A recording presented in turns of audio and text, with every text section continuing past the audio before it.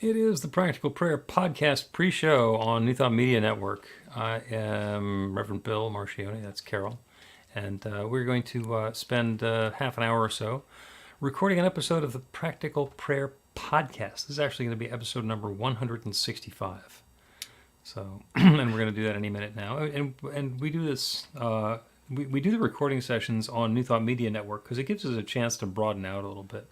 So we can ask for your input or invite your comments or suggestions or a prayer request, or if there's a topic that you'd like us to dive into, you can do that through the comment on social media, and we'll see it if you are watching us live.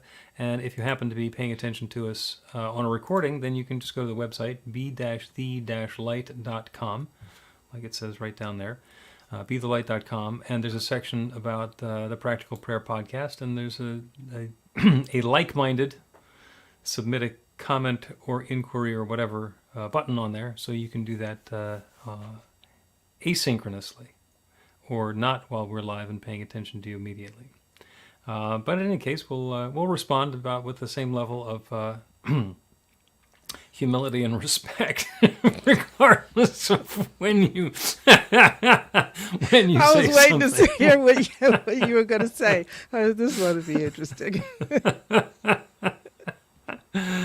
Oh, goodness. So it's the end of August. It is, it's the last week before Labor Day, which is always kind of melancholy. I can't believe it. It's just too fast. Seems like summer just started.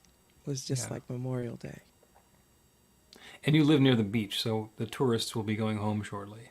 Not that that really bothers you where you live, No, but it a little bit. I got the thing down to a science. When I can go and I don't have to be worried. I get my spot all the time. I figured it all out the first year. I'm 6 years in now. Okay. So a pro at that. So, and we're going to talk about meditation today, which is the topic that you brought up. It was really interesting. We get together in the studio platform 5 or 2 minutes before we go live. And the part that I'm noticing is that Carol shows up and she has an idea of something that we can talk about. And she has absolute, unquestioned faith that I will be able to carry the conversation for half an hour. And I show up not having thought about it at all, and then it seems to work. So I have absolutely no doubt in my mind, whatever I choose, and I've had 2 or 3 things, and I've never once ever thought, wonder if this one, well, maybe some things are unpopular, and I wouldn't bring a political issue, and that might be on my mind, something like that. But other than that, I don't, like spirit's all in it. So you've been down this thing for a long time, and it's going to work. And one of the things that I have I can learned give from you the all kinds of politicians. spiritual reasons why I think so. Yeah, I don't have to answer the question that was asked. That's one of the things I learned from the politicians. And just like one of the most liberating things when I'm doing a Sunday talk is somebody will give me a talk topic, and then I'll feel like talking about something different. I might mention it, or I might just talk about something different. And the chances of somebody in the audience either noticing or saying something is pretty slim. My favorite example was there was an expo. Michael Beckwith got brought in from California to speak at this expo in the Pennsylvania area. And there was that topic that he was supposed to be speaking on. And it was a big deal, and they're selling tickets, and he's like one of the headliners. And he gets onto the platform on Friday night at this weekend-long thing, and he says, I was supposed to talk about whatever it was, and I'd like to talk about this. And he does an hour on something completely different, and everybody goes, that was great. Because people have already made up their mind about that it's going to be great, so it doesn't matter. And with him in particular, nobody really cares. They think, but when he talks, it's like, okay, whatever he says is going to be great. And that can work for you or not for you. Depends on who it is. right? That's true. Well, there's all the preconceived notions. See, we could turn that into an entire podcast episode. It works for all of it. My gosh, Yes, there's absolutely. never a shortage of a topic. Well, let's go ahead and get the Practical Prayer podcast underway. I'll click the button over here, and we'll play the theme, and away we go. A practical prayer is a prayer that works. These discussions between Reverend Bill Marchiony and Carol Lawrence dive into the details of how it works and how to work it. Reverend Bill is a New Thought minister and the author of Practical Prayer for Real Results. Your new life begins with a new thought. Carol Lawrence is on a spiritual quest, finding the New Thought teaching after decades on the pulpit in 3 different traditional denominations. I've got some questions. Together, they're exploring the philosophy and activities that come together from many of the world's religions to create the practical spirituality that is New Thought.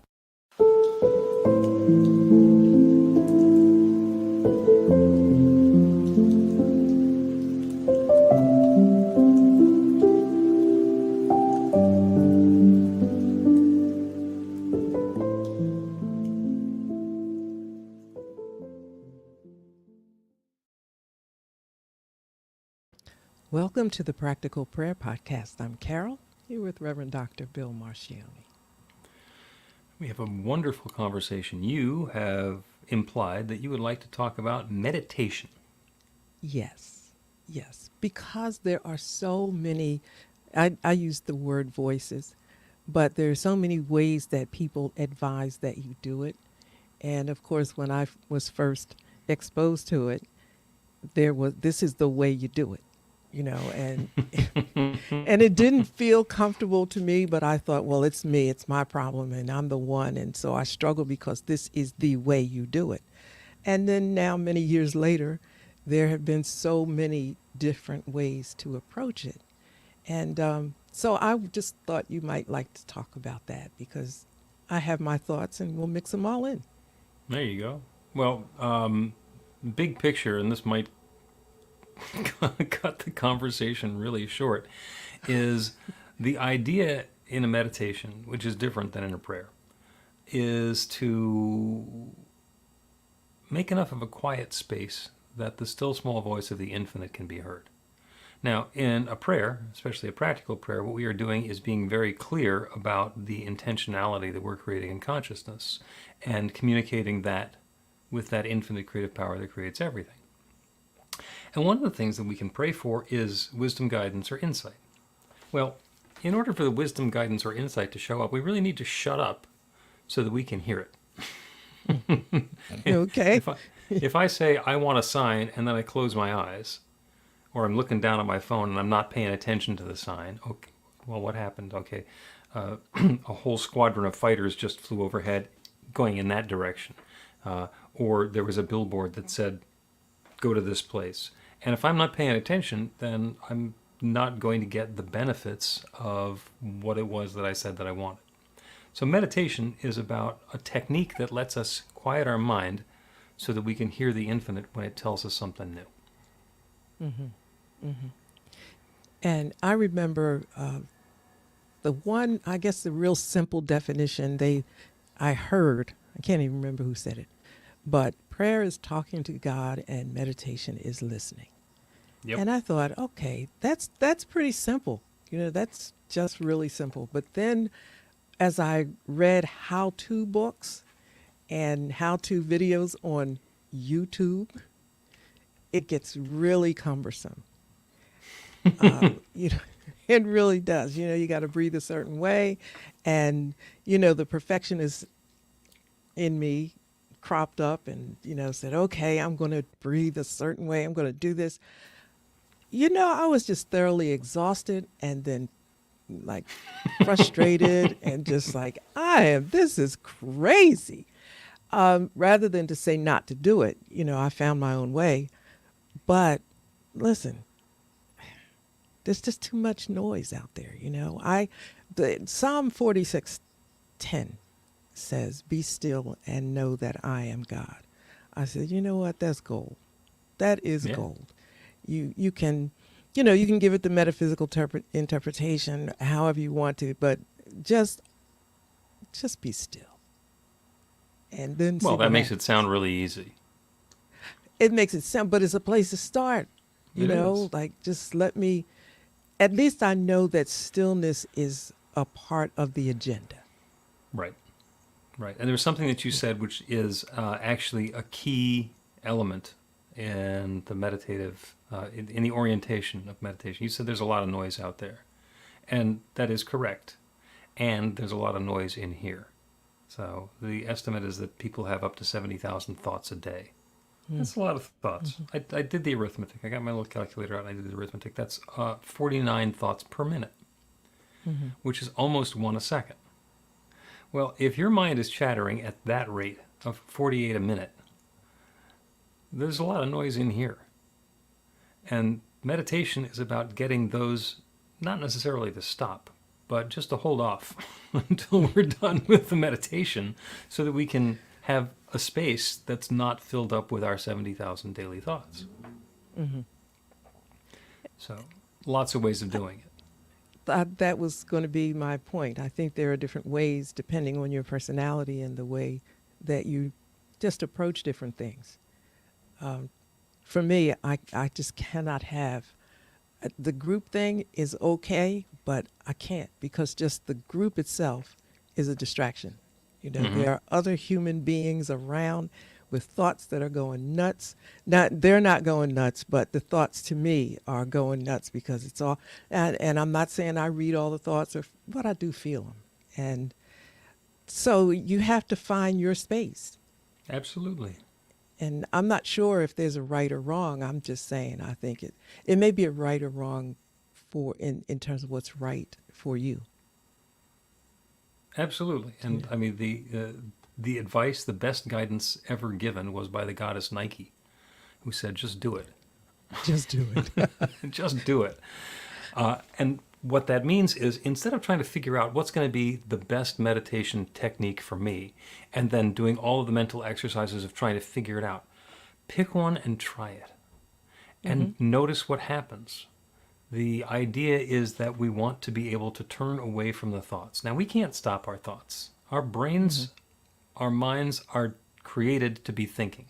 And so the thought that, I'm just to stop thinking for 15 minutes, that's not going to happen.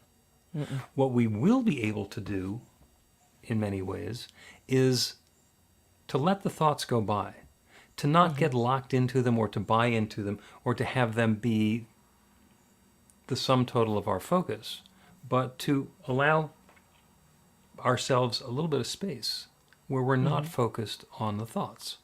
So what works for me, and it turns out that it works for me, is to do 15 minutes pretty much in silence. I use the Insight Timer app on my phone, and it plays 3 gongs to tell me the 15 minutes is starting. And then every 5 minutes it plays another gong, and at the end of 15 minutes it plays 3 more, and that works for me. And what that does is it lets me stay present. And sometimes when the intermediate gongs go off, it reminds me, oh, I'm lost in thoughts, thinking about something different. And it lets me bring myself back. And sometimes when I'm dozing off, it wakes me up and says, you want to pay attention because spirit might be saying something and you don't want to be sleeping through it. There are background sounds that I have tried, and I don't like them because they're distracting for me. And my ear is such that if it's a repetitive track, like a loop, I can hear where the loop is.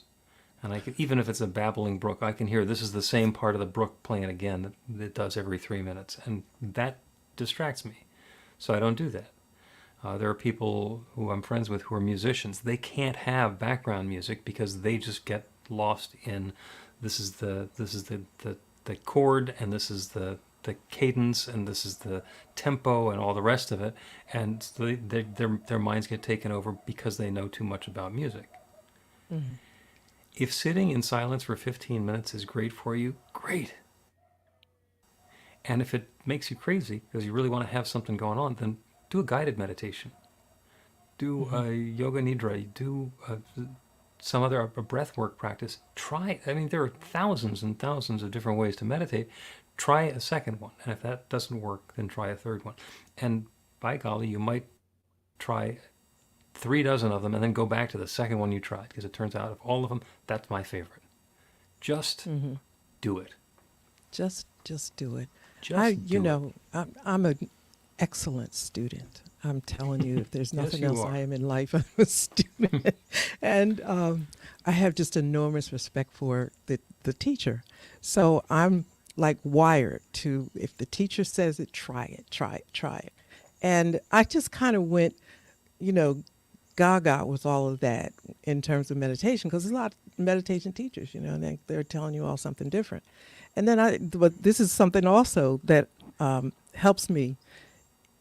The worship that's familiar is worship that's meaningful. Or you could say it the other way, worship that's meaningful is worship that's familiar. And put any word in there that you want. And I'll ask myself, listen, Lawrence, how you going to do this? You know, I'll get to a point where I'm done. I'm done with this, and I go back to God created. You know, God created. However you look at it, we have different personalities and different ways to approach things.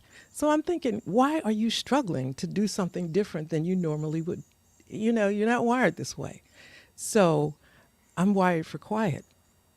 And when I was in Pittsburgh way too many years ago to tell you, I was living there, and there was a river that I would go to every single day, and it was just really nice, and it was always moving, just really stuff going by. And I think about those things that were floating by are thoughts. So I would just toss my thoughts into the river and watch them just go away. And it wouldn't be long before, I'm not saying I wasn't thinking, I wasn't consciously thinking. You know, I was just at peace, at calm, and not attached to any particular thought. I just watched it float by. Yeah. You know, and I said, you know what? That's you. Why try to fix it up differently? Because you're gonna flunk. Just be you. Just do it and your the point there way. isn't. It's not about not having the thought, which you said is really important. It's about not getting attached to the thought. The thought comes by, and if we let it hook our attention, and then we start thinking about that because, oh, well, the thought was, did I turn the oven off? Instead of saying, if I weren't sitting here doing the meditation, I wouldn't be thinking about the oven, so I don't need to think about that now. If the oven is on, the oven will be turned off at the perfect time. I can just let it go. Instead of going and obsessing about that, or what's on my to-do list, or what did she mean when she said that, or any of those other things that come along and try and hook our attention. We can just let them go by. And it's when our thoughts get hooked that we stop being in a meditative state and start being in an active thinking state, and it drags us off of the intention that we had of meditating. I think like anything else, I just talk to it, right? I said, look, I'll get back to you. But I'll get back to you. I can't deal with you right now. I can't. And let it go, because that's me acknowledging that I am not going to be hooked to this right now. It's Right. there. It may or may not come back, but it's just cool with me to say it consciously, say, not right now. I'll get back to you. And Yep. after a bit, it's okay. But, you know, people think that I'm a little odd anyway, so maybe that's not the recommended way to do it or suggested, but I just remember the river and the thoughts. Yeah. The right way to meditate is the way that works for you. One of the visualizations that we do in our entry-level New Thought class is you visualize your mind as a pond, a pool of water, with ripples blowing across the surface, which could be from a little current, or they could be from a breeze or whatever it is. And the ripples are the thoughts. And as we consciously watch the ripples go by, we can stop paying attention to the ripples and start paying attention to the surface of the water and let the ripples calm down a little bit. And eventually what we get to is, instead of being a bunch of ripples, there's a smooth, clear surface, and we get to be aware of the depth that's there. And if a thought comes along, if a ripple blows across the surface, we can say, oh, look, it's a ripple, and let it go. Because if it needs our attention, it'll come back. Right. I agree with that. It's all about being in a receptive place, I think. And if you're thinking and engaging, you're not really receptive to the something else. or the to whatever else. And I'm always open to whatever else. I don't really have something that I don't go into it saying I want an answer to this or that, Hmm. because that's too disappointing for me. Because if I get it good, if I don't, I'm going to be upset or feel like, okay, is this something? I'm just receptive, So whatever comes, it comes. I thought about the last Great Dane I had as you were talking, and he was just extremely attached to me. I would move my foot and his foot would go into that place my last foot was. So meditation was very interesting. So I tried to push him away, and I thought, why even bother? Just put your arm around him, and he's quiet, and that's it. And maybe he was meditating. Who knows? But whatever works, just whatever works. Yep. I tried putting him out one time, and I couldn't feel comfortable because I knew that he was stressed. So, so I just make it okay. So you don't have to worry about this, and this. Yep. Light, no light, candle, no candle. Watch out for the, the smoke alarm. That'll... Well, that's learning. That is that's how we learn from experience. And there are lots of different ways to meditate, and try it. Try a way and then try a different way, and then you've got two that you can choose from, and do the one that you like better and try something else. Back to what we used to do in the marketing business as an A/B test. All right, this is currently my favorite sort of meditation. Let me try a different one and see if it becomes my favorite instead. Nope, I'm going to go back to the original one. Let's take a break and continue talking about techniques for meditating and what it looks like to be bad at it.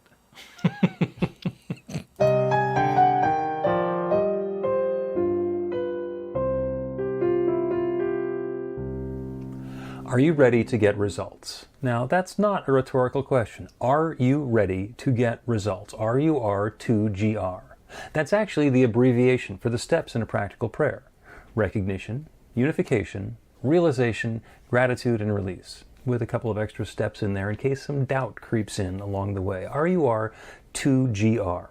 This class is about the prayer technique that's common to all of the spiritual practices and religions in the most effective prayers that they have. And by effective, I mean that the prayer works. It actually creates a change in the experience of the person doing the prayer. It gets a result. We're going to begin with theory, and then we're going to take it into practice. By the end of the class, you will have your very own practical prayer that will help create transformation in your life.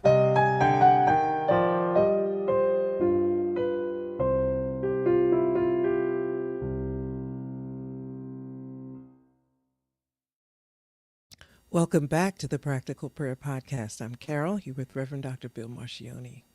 We're talking about Bad meditation. Bad at it. I couldn't wait till the break was over. So, and this, being bad at meditation. When I was running a teen group, we would sometimes do, whenever we got together, we would do experiential exercises and workshop activities. And a fair number of times we would do a meditation.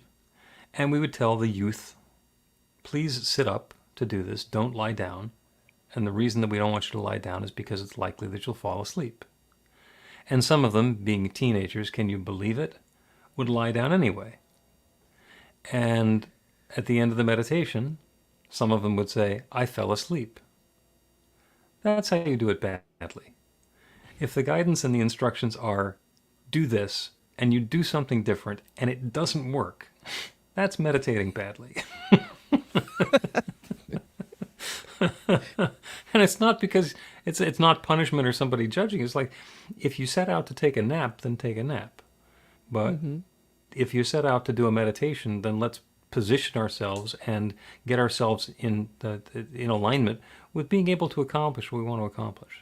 And sometimes it works, and sometimes it doesn't, and sometimes I have fallen asleep while sitting up. Okay. And that's, and that happens. That absolutely happens, and that's okay.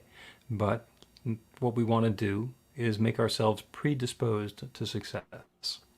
Hmm. So, I'm glad you clarified that. Because well, that's what keeps people listening through the break. I was right there. Okay, What? bad. Judgmental? Reverend Bill is being judgmental about meditations? I got to stay around for this one. What's he talking about? I did a quick flashback over the years, and now which one of these was really bad? Okay, well, several probably. Yeah. And the bad one is the one that didn't work. Hmm. And just only bad because you knew ahead of time it wasn't going to work and you did it anyway. And we do that sometimes out of stubbornness, or we do that because we let somebody talk us into something. There are so many ways to do a meditation. There are people who just get so antsy when they're sitting still. They say, I can't sit there. I just can't sit there and be quiet. Okay, for them, there's mindfulness. There's a walking meditation. Go out in nature and do something different than you normally do when you're out taking a walk in nature. This is not a walk. This is not getting exercise. This is not taking the pooch for a walk. This is specifically a mindfulness meditative practice. Go out in nature, be quiet, be observant. Notice everything. Expand your awareness to everything. See how the leaves are fitting together on the trees. See how the trees are fitting together in the neighborhood or along the path. See the color of the dirt as it changes from over here to over there. Be aware, be mindful, and be not thinking about it, but just participating in it. Okay, so you want to talk about hard. That would seem to be That would difficult. make you crazy, right? Because you're looking, you're comprehending, you're looking at this. You said notice, and I understand mindfulness, but can that be possibly distracting? To notice the trees, to notice this, and is it? That's a mindfulness exercise. I get it. Mm-hmm. Is it also meditation? It can be.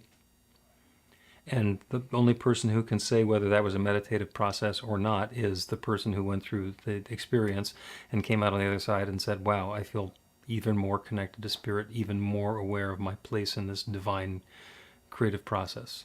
So that's what we're looking for. I spent a fair number of years as a rock climber, both indoors in rock gyms and also outside on cliffs. And I found rock climbing to be particularly meditative. Now, hanging around the gym, chit-chatting with the other people who were climbing was not meditative at all.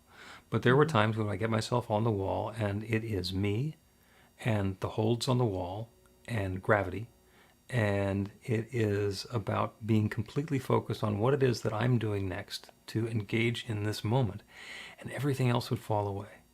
It became a single pointed focus, and I really felt like I was in the zone, meditatively. Not every climb felt that way. Not every day had a climb in it that felt that way, but there were times when that was a meditative practice for me. I can see that 100%, because you're focused and detached from everything. And then also what you were doing was something you knew how to do. It didn't frighten you or, stress you out. Well, So it did, but that's that's something else that kept me from thinking about work. Or that I need to change the oil in my car. It's like, no, I'm 40 feet off the ground and there's just like granite underneath me. Mm-hmm. I'm present right here. I love walking, and we used to walk at odd hours in the morning, and just not be aware of whatever's around me. Just walk. And one time I kind of focused and looked around. I thought, I don't think I need to be here. This is not a good place for me. And I wondered, how the heck did you get here anyway? I don't know what turn it was. I don't know. I got lost in it. And that was pretty wonderful, except I thought, you better really do a U-turn here. Mm-hmm. And is a U-turn going to work? You don't even know how you got here. And the folks around, the surroundings here do not look cool. So it was meditating in, not meditating out, though. Out of the space. Meditate in, yeah. run out. So I'm not the most careful and cautious person when I'm out. So I've had to learn how to do that. But I think I could relate to focusing or just being present with what's around me. I can't pay attention to it though, because then I'll just zoom into whatever's happening. That I never did that again. I figured I better try something else. It's not safe for me, but yeah, I was with you while you were talking about rock climbing. You know, I've never done it and won't and will not, but I could see that. I could almost feel it. Yeah. And I could see how that would be, a really wonderful meditative experience. Yeah. I had another one that was similar to that. I actually, because I was living in Florida and I took up scuba diving. And this was before I found my spirituality. I was walking through my spiritual desert and then got scuba tanks. And I learned to dive. And I spent a lot of time doing it because it was very convenient. And it was, that was the good sport to have in Florida. And by the time I started developing my spiritual practice, I was good enough at diving that I didn't have to think about it. So scuba diving is a lot about looking, where's the bottom? How's my buoyancy? Am I bouncing off the bottom and destroying the coral? Am I floating up to the surface? How's my air supply going? Where'd my buddy go? What's that thing that's just brushed against my leg? By the time I got to the spiritual practice, I was comfortable enough scuba diving that I got to just let go of everything other than being in that moment and being aware of what's going on. And it's such an alien environment that it wasn't like seeing the trees and the leaves and the grass. It was about seeing the coral and the seaweed and the fish and being completely present to a different ecosystem that I got to participate in. Again, a hugely spiritual meditative practice for me. And if you say, I want to start meditating, let me get some scuba tanks, that's a long, heavy lift. But what I hear you saying is that it's about being comfortable with whatever the environment may be. If it's walking, rock climbing, or whatever, it's being in a comfortable space. When I first was introduced to it, you had to sit up straight, and there was all kind of alignment that had to be in place. Took about 10 minutes to get all that worked out. And then the breath, and I'm not slamming that, no shade on breathing or breath work or anything, but the concentration on the rightness of it was exhausting. And when you say just be comfortable, you didn't say that, but the implication is that you are comfortable with what you're doing. Yep. And where you are. That to me is like the beginning. Oh, yeah. And that's why it's important to try a whole bunch of techniques to see what's comfortable. What we want to be able to do is turn away from the immediacy of our lives, the way that our brains tell us that we're going, the way the chatter, those 70,000 thoughts a day, are telling us what needs to happen next and what ought to be the case and what did that mean and all the rest of it. We want to be in a place where we are comfortable enough to let go of all of that and just be present. And for some people, that's sitting upright on a purple pillow in lotus position with all of these chakras in our spines aligned and our crown chakra pointing straight up from the center of the earth. And for other people, that's really uncomfortable. I'm much more comfortable in an easy chair slouching, with one foot on the floor and the other foot crossed over my other knee. If that's what lets you turn away from the immediacy of the physical and the experience that we're having so that we can open up to a bigger picture, do it. Yeah. And don't try and figure it out before you do it. Try it, and if it doesn't work, say, oh, cross that one off. There's only about 100,000 more techniques I can try. I always like that term you use, turn away from, because it's very deliberate, and it's something that you have to do. I don't think that maybe you can ease into it at some point, but there's so much going on in the world and so much going on in our lives. I mean, just stuff. And to turn away from it is an intentional act. And I like that idea.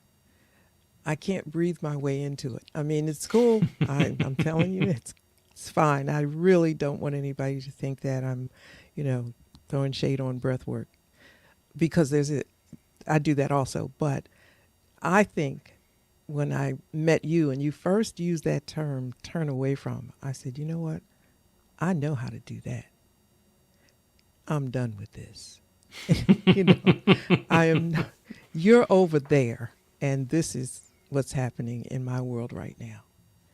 And like I said, the only time that didn't work was when my Great Dane was with me, but I even worked with that. You get comfortable. Well, and you threaded the needle there because you did what was necessary to do so that you could cohabit with your Great Dane and do a meditation. Because he wasn't going to sit outside calmly and peacefully and wait for you to get done. No, there's going to be something else. There's going to be something else going on there. Let's take another break, and we'll do a prayer and meditation. Basically a prayer about being able to meditate. How about that? Okay. Yeah. Get inspiration in an instant. God calls are the gentle and uplifting moment of truth to help you remember that the bright light of God's love is shining right now as you. It's your God Call with Reverend Bill. Start your 2-week free trial today, and you'll get a phone call 4 times a week from Reverend Bill with an uplifting half-minute message filled with insight, wisdom, story, and fun. Let your light shine. You can answer the call to listen to it live or let it go to voicemail so you can hear it later. After the free trial, your subscription is just $5.95 a month. The details are at godcall.org. God calls are disruptive, intentionally. Whenever you write something, put on a gold star. They take you away from your routine to remind you about the truth of who you really are. They come at random times between 8:15 a.m. and 6 p.m., so you won't be expecting them. And somehow, the message is exactly what you need to hear at the time. Magic is loose in the world. It's a moment of motivation in the middle of your day. Find out more and start your 2-week free trial now at godcall.org. Welcome back to the Practical Prayer Podcast. I'm Carol, here with Reverend Dr. Bill Marchiony. We have been having a wonderful conversation about meditation and about the 10,000 or 100,000 or limitless number of ways that we can meditate. I was thinking as we were talking, I've had this meditative practice for years and years and years of 15 minutes in the silence. And in the class that a book that we were studying earlier in the year, got the input of count breaths. It's like, why? And the idea was count to 25 and then start over. And what will happen is if you lose count, that's because the thought distracted you. Start over again at 1. And if you find yourself at number 48, you stop paying attention and went on autopilot. Start over again at 1. And it was a really simple technique, and I said, I'm going to give that a try. And it took me much deeper into the meditative practice that I was already doing. And then it turns out that because I do 5-minute intervals, and I've spent as much time as I did scuba diving, and I'm aware of my breathing, is that I can breathe 5 breaths a minute and see if breath number 25 comes out at the 5-minute mark when the chime goes off. And then it was time to stop doing that practice because it got me thinking. I was going to say, you were just having a good time. There's too many of us in this one little head over here. The idea, though, is to try something and then try something else and then evaluate which one is better for me. Not which is the best meditation. We can't do that. 8 billion people on the planet. There could be 8 billion different meditative practices. Just keep trying new things. See what works for you. And if you find something that works for you and then somebody suggests something else, give that a try. It's not like you need to switch over to that completely, but maybe there's going to be a nuance that can get added on top of it that will bring a deeper awareness of our connection with Spirit. And that's what meditation is about. It's about opening that channel of awareness. We're not opening the channel between us and Spirit. We are already completely connected with Spirit. That's the true nature of who we are. We are Spirit made manifest. But we forget. We get distracted. So The intention is to open our awareness to our spiritual truth, and then let the infinite fill us with whatever the infinite is going to be filling us with next, and we can invite what that's going to be. And that's part of the prayer practice. Let's do a prayer today on choosing a meditative practice that serves us well. How's that for combining modalities there? Gotcha. Yeah. I'm with you. Yeah. So let's turn away from the stuff that's going on around us. It's still going to be there. We can close our eyes and go within. Turn away from the details of the world outside. Turn away from the 70,000 thoughts that our minds come up with every day. Our minds are going to keep on thinking, and we are simply going to spend a few moments not thinking with them. Opening to a new possibility, opening to a new awareness. Inviting that infinite creative power, that divine intelligence, that one that knows everything, that creates everything, that shares itself as all of its creation, that one that dwells within,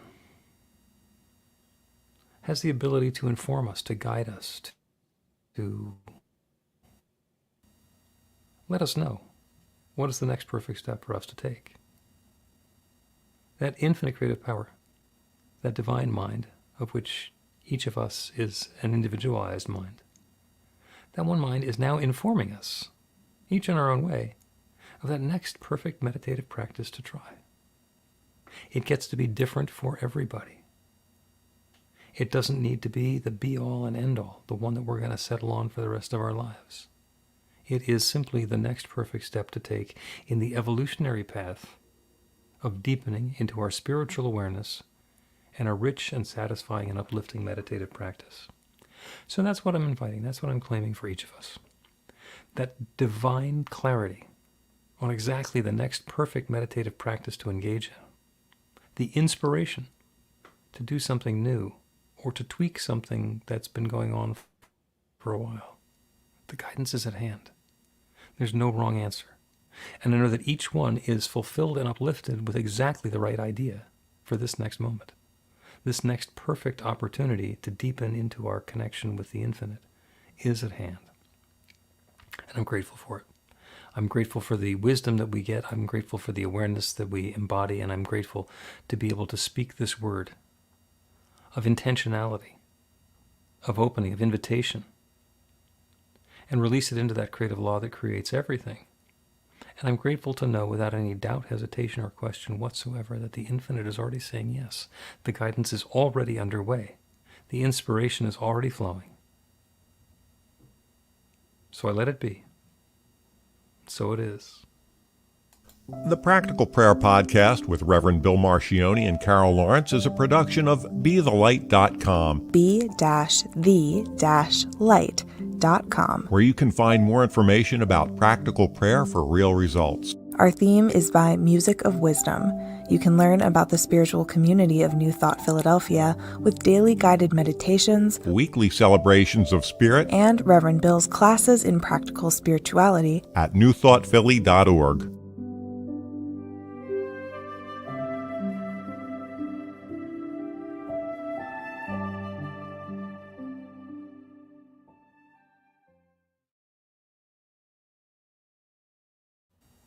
That's the Practical Prayer Podcast, episode number 165. Wow. And Yeah. counting. And counting, yep. Yep, because we're both unstoppable. I love it. Yeah. So again, to the folks who are joining us on New Thought Media Network, you are welcome to put a note into the comments and or a question or a prayer request or something along those lines, and we get to respond to it. Or you can go to the website, especially if you're watching the recording and it's too late to put something into the comments. Go to BeTheLight.com, be-the-light.com, and find the Practical Prayer Podcast section and put in the same sort of comment, question, request, etc. there, and we get to respond to it in an upcoming episode. And we will, right? We will. We will. We get to figure out if we're going to be live next Monday because it's Labor Day, a holiday which we may or may not care about. May or may not. Okay. I don't know. If somebody tells me that they're fixing me some fish, I care. you care and you're out of here. I care. Sorry, Reverend Bill. Sorry, podcast audience, but I'm going to go have some barbecued fish. Yeah. There you go. Somebody used to do that for me, so we'll see. Oh, to make the fish for you? Mm-hmm. All right. Yeah. All right. Well, we will go offline and we'll talk about it and then see what happens. Carol, thank Okay. you as always. Everybody joining us on New Thought Media Network, thank you, and have a spectacular last official week of summer. See you soon.